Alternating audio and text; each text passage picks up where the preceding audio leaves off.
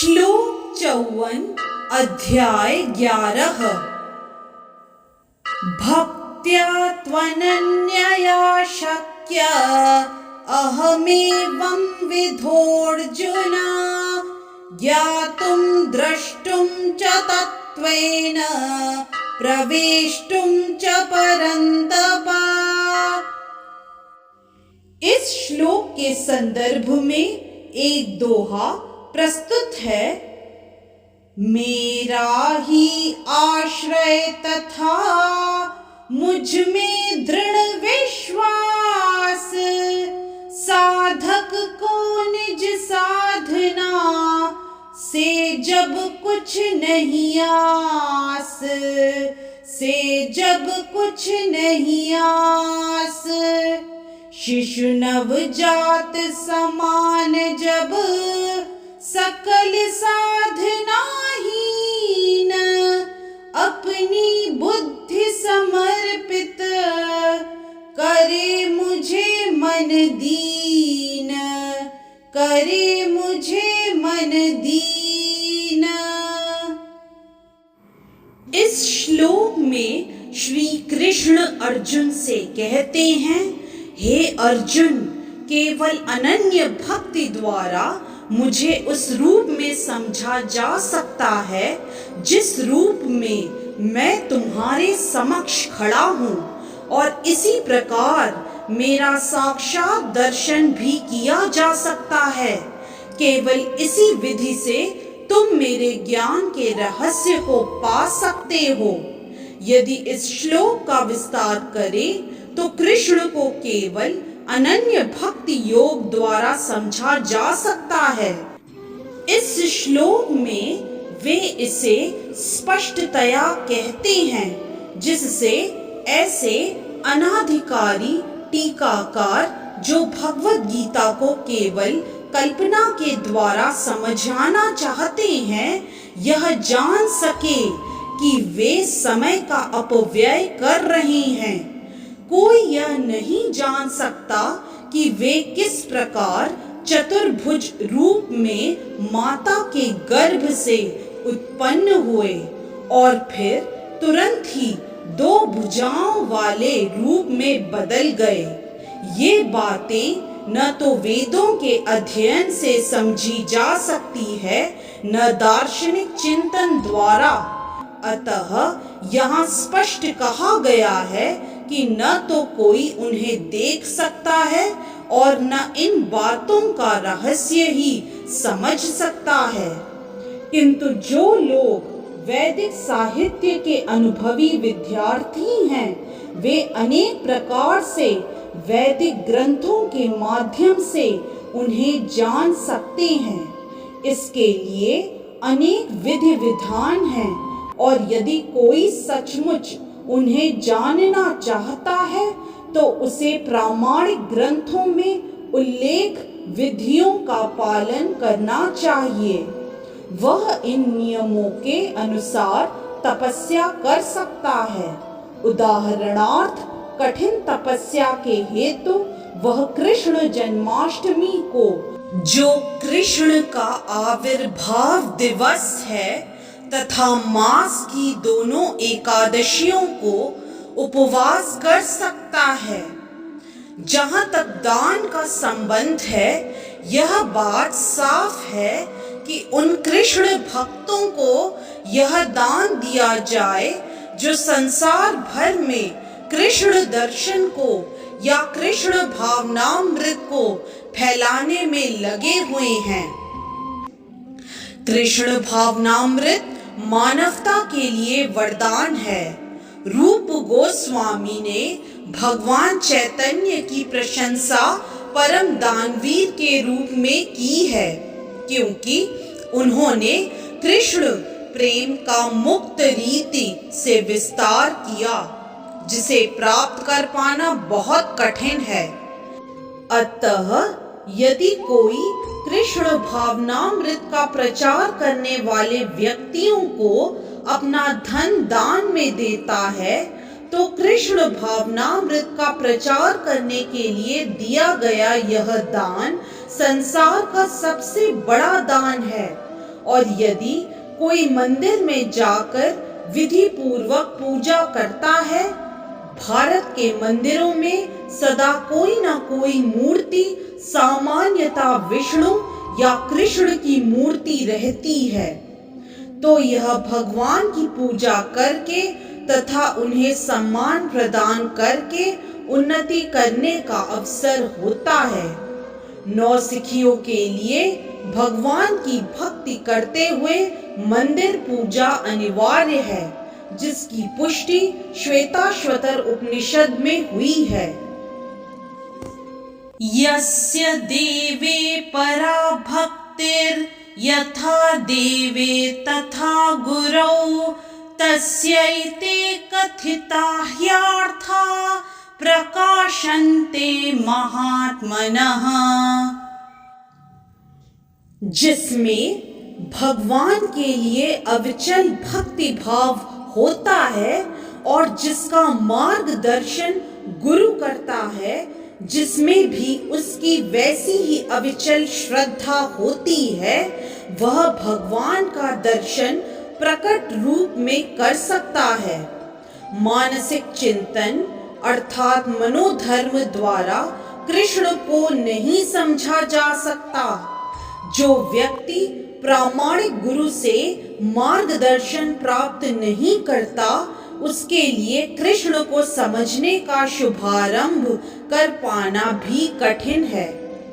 यहाँ पर तो शब्द का प्रयोग विशेष रूप से यह सूचित करने के लिए हुआ है कि अन्य विधि न तो बताई जा सकती है, न प्रयुक्त की जा सकती है, न ही कृष्ण को समझने में सफल हो सकती है।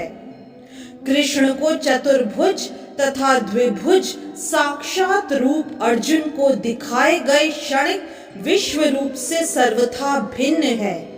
नारायण का चतुर्भुज रूप तथा कृष्ण का द्विभुज रूप दोनों ही शाश्वत तथा दिव्य हैं, जबकि अर्जुन को दिखलाया गया विश्व रूप नश्वर है।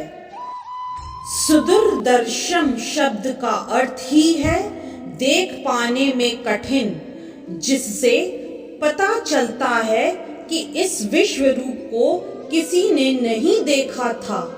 इससे यह भी पता चलता है कि भक्तों को इस रूप को दिखाने की आवश्यकता भी नहीं थी।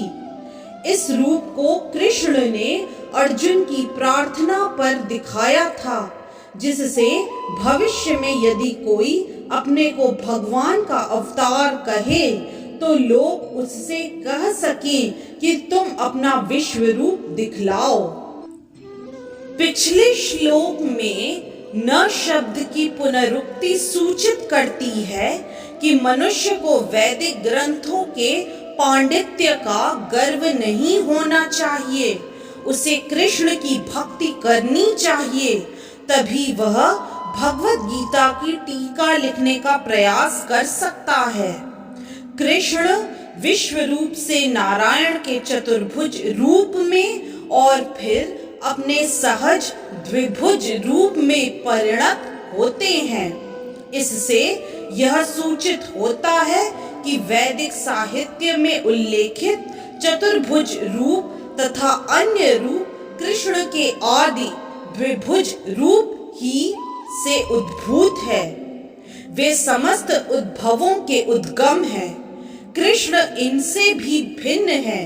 निर्विशेष रूप की कल्पना का तो कुछ कहना ही नहीं। जहाँ तक कृष्ण के चतुर्भुजी रूपों का संबंध है, यह स्पष्ट कहा गया है कि कृष्ण का सर्वाधिक निकट चतुर्भुजी रूप जो महाविष्णु के नाम से विख्यात है और जो कारणार्णव में शयन करते हैं तथा जिनके श्वास तथा प्रश्वास में अनेक ब्रह्मांड निकलते एवं प्रवेश करते रहते हैं, भी भगवान का अंश है, जैसा कि ब्रह्म संहिता में कहा गया है। यस्यैक निश्वसित कालमथावलम्ब्य जीवन्ति लोम विलजा जगदण्डनाथाः विष्णुर्महान् स इह यस्य कला विशेषो गोविन्दमादिपुरुषं तमहं भजामि गोविन्दमादिपुरुषं तमहं भजामि। अर्थात जिनके श्वास लेने से ही जिनमें अनंत ब्रह्मांड प्रवेश करते हैं तथा पुनः बाहर निकल आते हैं, वे महाविष्णु कृष्ण के अंश रूप हैं। अतः मैं गोविंद या कृष्ण की पूजा करता हूँ जो समस्त कारणों के कारण हैं। अतः मनुष्य को चाहिए कि कृष्ण के साकार रूप को भगवान मानकर पूजे, क्योंकि वही सच्चिदानंद स्वरूप हैं।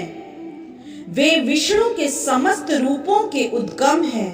वे समस्त अवतारों के उद्गम हैं और आदि महापुरुष हैं, जैसा कि भगवत गीता से पुष्ट होता है।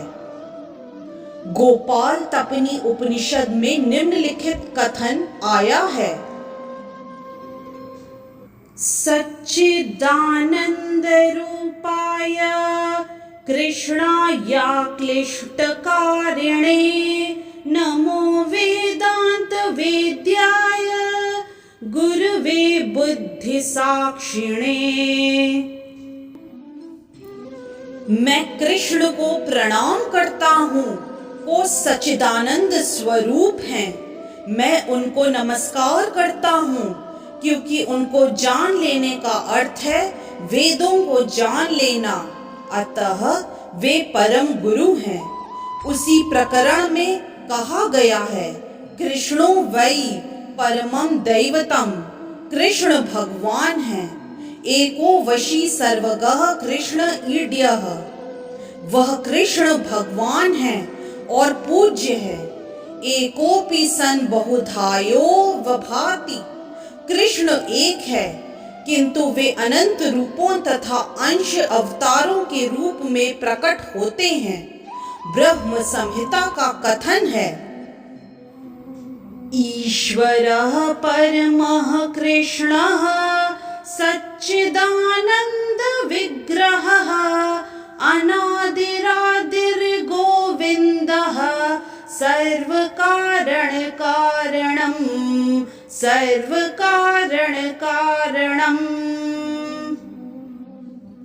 अर्थात भगवान तो कृष्ण हैं जो सच्चिदानंद स्वरूप हैं। उनका कोई आदि नहीं है, क्योंकि वे प्रत्येक वस्तु के आदि हैं। वे समस्त कारणों के कारण हैं। अन्यत्र भी कहा गया है, यात्रावर्तिणं कृष्णाख्यं परम ब्रह्म नराकृति। भगवान एक व्यक्ति हैं, उसका नाम कृष्ण है और वह कभी कभी इस पृथ्वी पर अवतरित होता है। इसी प्रकार श्रीमद् भागवत में भगवान के सभी प्रकार के अवतारों का वर्णन मिलता है, जिसमें कृष्ण का भी नाम है। किंतु यह कहा गया है कि यह कृष्ण ईश्वर के अवतार नहीं है, अपितु साक्षात भगवान है। एते चांश कलाः पुंसः कृष्णस्तु भगवान स्वयं। इसी प्रकार भगवत गीता में भगवान कहते हैं, मत्तः परतरम नान्यत्, मुझ भगवान कृष्ण के रूप से कोई श्रेष्ठ नहीं है। अन्यत्र भी कहा गया है, अहम आदिर ही देवानाम, मैं समस्त देवताओं का उद्गम हूँ। कृष्ण से भगवत गीता ज्ञान प्राप्त करने पर अर्जुन भी इन शब्दों में इसकी पुष्टि करता है, परम ब्रह्म परम धाम पवित्रम परमम भवान। अब मैं भली भांति समझ गया कि आप परम सत्य भगवान हैं और प्रत्येक वस्तु के आश्रय हैं। अतः कृष्ण ने अर्जुन को जो विश्व रूप दिखलाया वह उनका आदि रूप नहीं है। आदि रूप तो कृष्ण है। हजारों हाथों तथा हजारों सिरों वाला विश्व रूप तो उन लोगों का ध्यान आकृष्ट करने के लिए दिखलाया गया जिनका ईश्वर से तनिक भी प्रेम नहीं है। यह ईश्वर का आदि रूप नहीं है। विश्व रूप उन शुद्ध भक्तों के लिए तनिक भी आकर्षक नहीं होता जो विभिन्न दिव्य संबंधों में भगवान से प्रेम करते हैं। भगवान अपने आदि कृष्ण रूप में ही प्रेम का आदान प्रदान करते हैं। अतः कृष्ण से घनिष्ठ मैत्री भाव से संबंधित अर्जुन को यह विश्व रूप तनिक भी रुचिकर नहीं लगा, अपितु उसे भयानक लगा। कृष्ण के चिर सखा अर्जुन के पास अवश्य ही दिव्य दृष्टि रही होगी, वह भी सामान्य व्यक्ति न था, इसीलिए वह विश्व रूप से मोहित नहीं हुआ। यह रूप उन लोगों को भले ही अलौकिक लगे जो अपने को सकाम कर्मों द्वारा ऊपर उठाना चाहते हैं, किंतु भक्ति में रत व्यक्तियों के लिए तो दो भुजा वाले कृष्ण का रूप ही अत्यंत प्रिय है।